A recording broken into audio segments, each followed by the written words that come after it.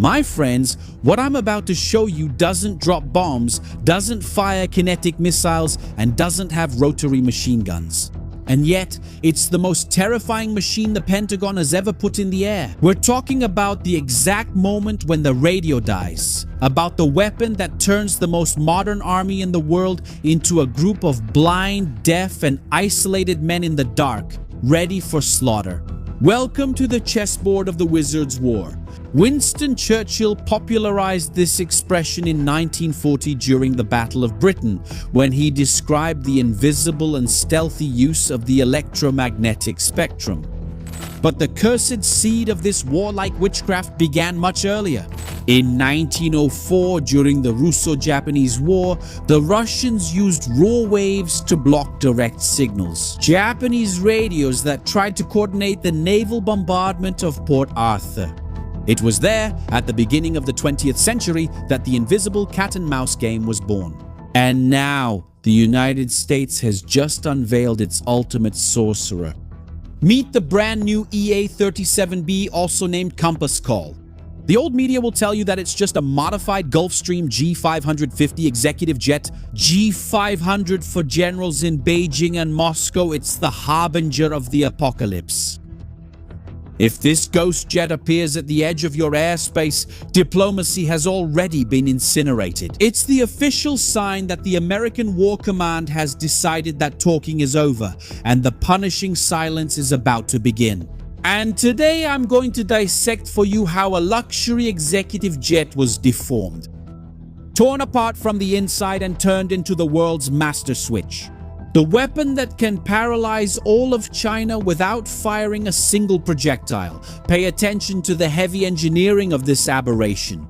But to understand the brutal technological leap, you have to look at history and at the monsters that paved the way for this kind of electronic warfare. Now subscribe to the channel, turn on the notification bell, and leave a like on the video because it takes a lot of work to make it. For you who follow me here every day, we've already talked about the wizard. Yes, he was sent to Iran, but now we have new updates. Because if you look at the EA-37B, you'll see that the smooth fuselage and the original aerodynamics were mutilated. The plane has giant bubbles, colossal bumps attached to its sides, as if they were metallic tumors. Are we going to call these power scars? What's inside these steel bubbles, you ask me? Monstrous transmitters, wide-spectrum antennas, and absurdly powerful power amplifiers. And when American officers activate these power scars, the jet creates what we call an electronic kill bubble. Wherever the nose of this plane points, the enemy is instantly sent back to the telegraph era. Have you ever stopped to think about how a billion-dollar enemy hypersonic missile becomes a useless piece of scrap if its computer no longer knows where you are? The EA-37B doesn't physically destroy the missile, it kills the missile's brain. It floods enemy frequencies with deep static noise, inserts false GPS information, so that they plot combat routes, navigate into traps at sea. It emits frequencies that fry the circuits of surface-to-air missiles, and if necessary, it emits the tracking pulse so that American anti-radiation missiles can find enemy antennas and destroy them. In past decades, we had legends. The EA-F111A Raven, affectionately nicknamed Spark Vark by the pilots, was a terrifying predecessor. This supersonic swing-wing brute carried a colossal 4 tons of pure electronic warfare equipment. Its bomb bay was packed with electronic gear. The F111A with an almost 5-meter radar antenna hanging from its belly. The Spark Vark flew ahead of the fighters, clearing the sky of signals. All of this was operated by just 2 overloaded crew members on board. Then came the SC-130, the heavy one.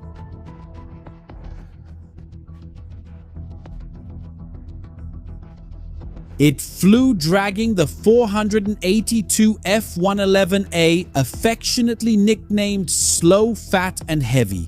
It flew dragging the 482 with its maximum ceiling at 111A altitude. The old plane was an easy target, but modern electronic warfare, nicknamed by pilots for its altitude, is unforgiving of slowness. The Pacific was a terrifying predecessor. O novo EA-37 The new EA-37B is not a cargo plane, it's a sleek predator. Look at the hard numbers of this 41-ton machine. The EA-37B tears through the skies at 1,239 kilometers per hour and flies over the theater of operations at an impressive 13,616 meters of altitude, almost 45,000 feet its flight range, 8,046 kilometers. It carries on board a team of 9 highly trained military personnel. The big impactful takeaway for you is this. Flying at twice the altitude of the old plane isn't just to make the fuselage look nice. Flying at nearly 14 kilometers high means massively expanding the attack horizon. It can see and send its jamming beams at absurdly greater distances, melting China's radars before the American Navy even appears on the horizon. You might ask me, but Shimon Oliveira, why not use the new military drones for this? Why risk a giant manned aircraft? The Pentagon is already testing the Loyal Magman collaborative combat drones. But the brutal truth of engineering is that drones are great for suicide missions. But they don't have the physical space, the altitude, or the fuel capacity to carry, power, and cool the monstrous generators and massive power amplifiers that the Compass Call carries. The electronic brain and brute force of this machine are too heavy for an unmanned robot. However, this super machine has a lethal Achilles heel. Pay attention, a critical flaw that the Pentagon had to swallow. The EA-37B doesn't have the physical capability for in-flight refueling. Yes, my friends, what a blunder. It doesn't have the probe or the receptacle on the top. 11 hours straight is the absolute and insurmountable limit for both the machine and the crew. If it goes over 11 hours on the mission, the plane is forced to return to base or it crashes. But the real terror of this machine isn't in the speed or the fuel, my friends. The psychological terror is in its digital mind. The Pentagon's great military innovation in this jet is the Extermination App Store. Yes, an anonymous senior Air Force officer broke the silence and revealed that the EA-37B operates on a software-defined radio architecture that works exactly like a cell phone, like an iPhone. How do you win a war against an enemy who updates their weapons while you're still flying?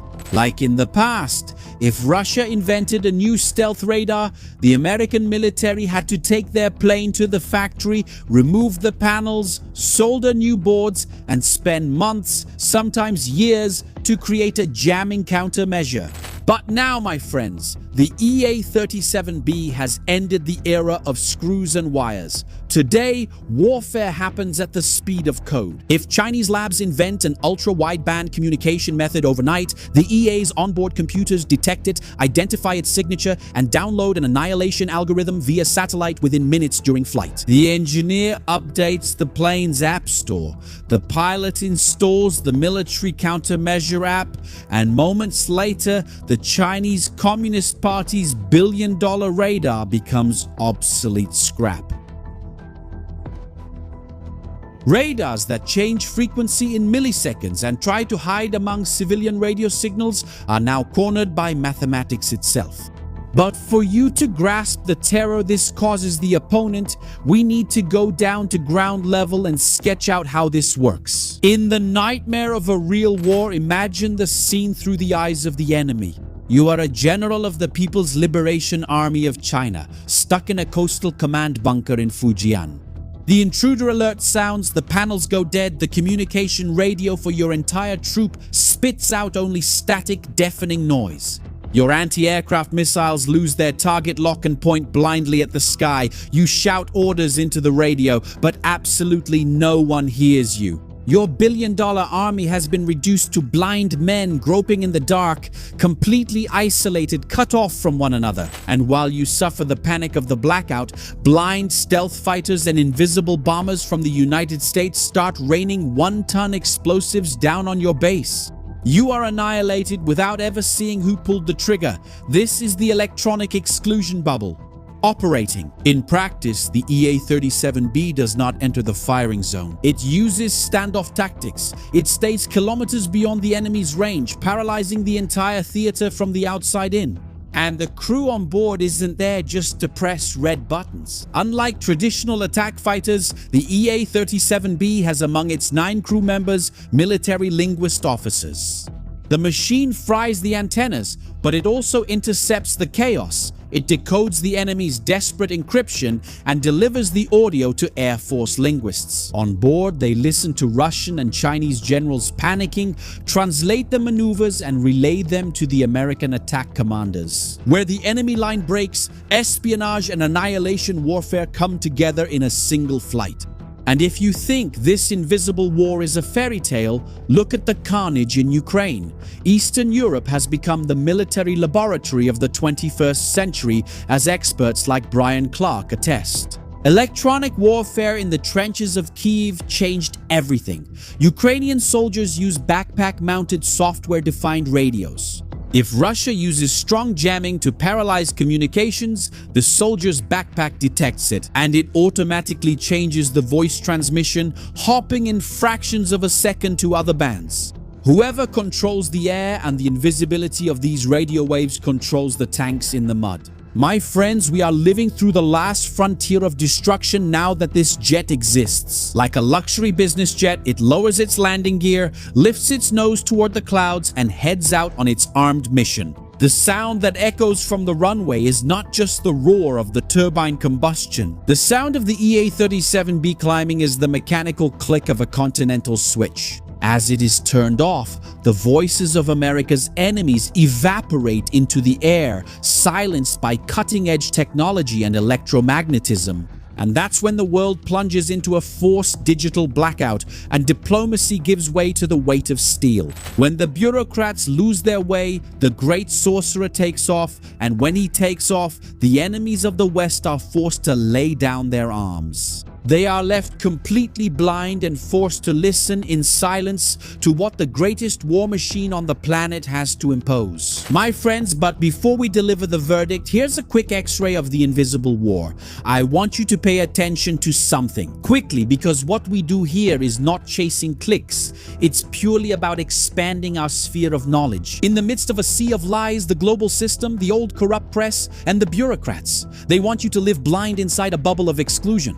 They want you to be a hostage to superficial narratives, soap operas, and trivialities on social media, so that you never understand the cold math that dictates the chessboard of geopolitics. But yes, we have built a wall here. We have formed a closed and relentless community of elite analysts, citizens who refuse to accept illusion and seek the driving force of nations. And precisely because we refuse to bend the knee to superficiality, we have just been officially nominated for the Best Award in the Heavyweight Political Influencer category. Yes, my friends, this is not a request, it's a call to war. It's the moment for us to show the power of the brutal mobilization we possess. It's the numerical and algorithmic proof to the system that technical, raw, and dense analysis is what really commands the arena. And with a little bit of emotion too. Well, the official voting link is strategically placed in the video description and pinned in the first comment.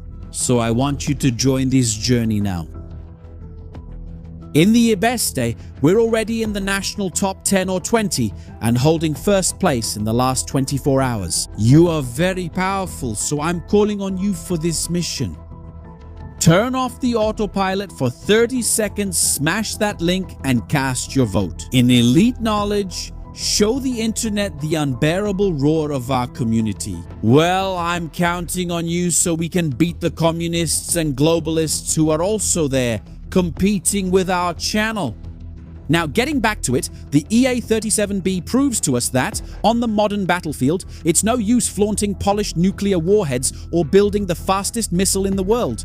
If the adversary operating a modified luxury executive jet can blind and deafen your army. At 14 kilometers altitude, the code pulse swallowed the suffocating gunpowder of the frequencies. It's the guillotine of cyber warfare. So I invite our intellectual troops to take ownership of this analysis so we can prove to political adversaries, to the censors, and to the platform itself the strength of the mental battalion that watches this analysis until the very last second.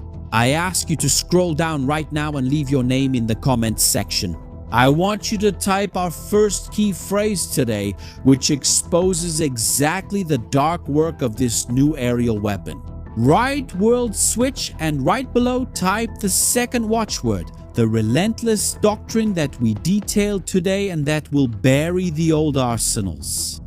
Write code war. Yes, my friends, make the comment box break the barrier, type and repeat world switch and code war. They think they can cover up the real game of the powers by keeping the audience focused on small partisan disputes. While jets of unparalleled technological power are being shaped to crush global empires in the dark. But we've already decoded the signals on the board, we've intercepted the main agenda. The lethal and sharp geopolitical beacon is more alive than ever. Now it's not all rosy and we know that very well. According to the technical and budgetary data leaked from the Pentagon that are in our report, the core war for the EA-37B is a real financial bloodbath. Here is the harsh reality between what is necessary and what is actually available. And then you wonder how many of these planes would be needed to face China. The government's original plan was to buy only 12 planes to try to replace the 14 old EC-130s.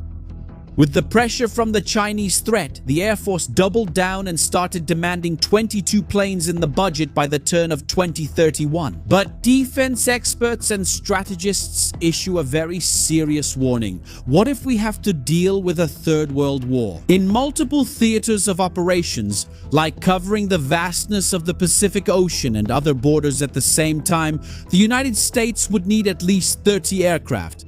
Anything less than that means leaving gaps in the electronic blockade. And then comes the question, but how many have been made and delivered so far? The US Air Force received its very first unit in August 2024. By May 2025, the active fleet delivered to the Army had grown to 5 units. That is, at the time of the report, they have 5 operational aircraft ready for war, while the frontline generals are shouting that they need at least 30 aircraft to take on China. It's a lethal and dangerous bottleneck for the Americans. And for analysts who want to transcend the smokescreen of public networks and march directly into the war room of the great powers. Our territory is open, we've structured an exclusive platform, our imposing strategic intelligence bunker entirely free from blockades and sensor blackouts. We are more than 3,000 minds poring daily over maps, dossiers, and advanced information that fund and keep the hard truth circulating here on the platform. And to unlock your official entry into our army, point your camera now at the QR code appearing on your screen or use the access link in the description. And in the first pinned comment, break the isolation and join our armored ranks, our elite analyst community. And now, so you don't waste any more time looking for a good movie, a good series, something light and cool for you to watch on the weekend. Together with my family, we created our channel with tips on series and movies. I admit, I got tired of spending an hour on Netflix looking for a title, and in the end, it turning out to be a big disappointment. It's a waste of time, and we know that wasting time is wasting life. This time never comes back. So I created a channel with tips, including series that deal with the war in the Middle East, and now about espionage against the enemies of the West. So the link is in the description, in the pinned comment, and in the card.